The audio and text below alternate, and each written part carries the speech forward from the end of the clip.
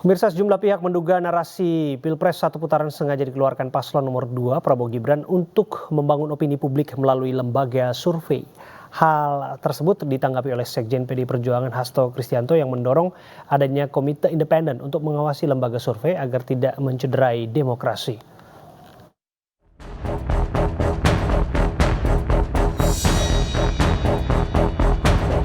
Narasi Pilpres satu putaran terus digelorakan oleh pasangan calon Pilpres nomor urut 2 Prabowo Gibran.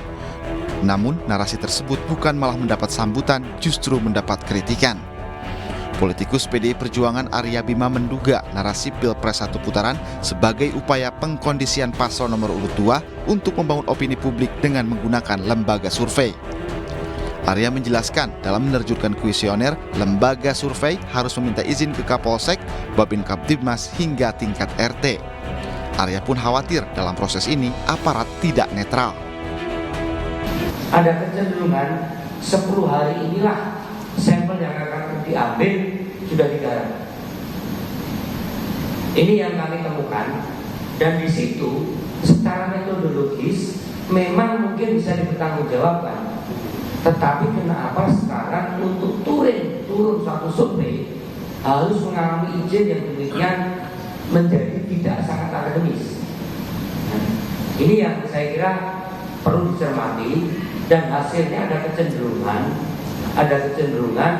pola-pola pemikiran satu putaran itu akan dipaksakan lewat lembaga survei untuk membangun opini, dan saya tidak ingin target itu akan diselesaikan dengan ketidaknetralisan aparat.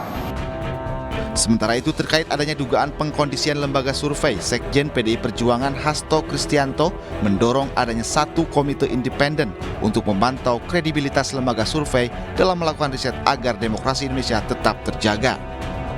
Di sisi lain, di tengah isu Pilpres satu putaran, tim pemenangan nasional Ganjar Mahfud merilis hasil survei internal pasca debat.